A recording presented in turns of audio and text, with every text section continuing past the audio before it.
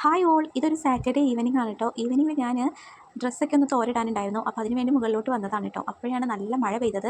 മഴ ഇങ്ങനെ കണ്ടുകൊണ്ടിരിക്കാൻ നല്ല രസമാണ്. പക്ഷേ ഇങ്ങനെ അധികം നേരം കണ്ടു നിന്നാൽ വിചാരിച്ച പണികളൊന്നും നടക്കില്ല. അപ്പോൾ പിന്നെ ഞാൻ വേഗം പോയിട്ട് ഡ്രസ്സൊക്കെ അങ്ങോട്ട് തോരയിട്ട് കേട്ടോ. തോരയിട്ട് കഴിഞ്ഞ് ഒന്ന് ആസ്വദിക്കാമെന്ന് വെച്ചപ്പോഴേക്കും മഴ അങ്ങോട്ട് നിന്നു കേട്ടോ.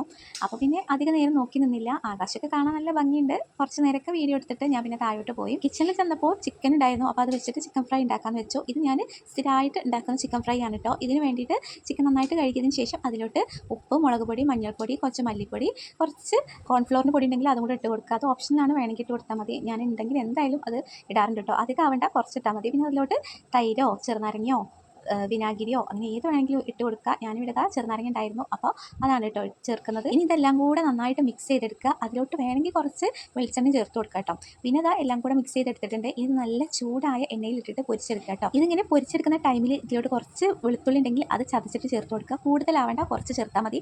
അപ്പോൾ അതിൻ്റെ ആ ഒരു ഫ്ലേവർ നമ്മുടെ ചിക്കനിൽ കിട്ടും കേട്ടോ. ഞാൻ ഇഞ്ചിയൊന്നും ചേർക്കാറില്ല, ഇത്രയും ഞാൻ ചേർക്കാറുള്ളൂ കേട്ടോ. ഇങ്ങനെ ചേർത്താൽ തന്നെ നല്ല ടേസ്റ്റി ആയിട്ടുള്ള ചിക്കൻ ഫ്രൈ കിട്ടും. എന്തായാലും മസ്റ്റായിട്ട് നിങ്ങൾ ഉണ്ടാക്കി നോക്കുക. കുറച്ച് ഭംഗിക്ക് വേണ്ടിയിട്ട് വേണമെങ്കിൽ കുറച്ച് ഫുഡ് കളറോ അല്ലെങ്കിൽ കുറച്ച് കാശ്മീരി മുളക് പൊടിയൊക്കെ ചേർക്കുക. അതൊക്കെ ഓപ്ഷനായിട്ട് കിടക്കുക കേട്ടോ. ഇനി ഇത് ഉണ്ടാക്കി നോക്കിയിട്ട് കമൻറ്റ് അറിയിക്കുക. അപ്പോൾ ഓക്കെ, ബൈ.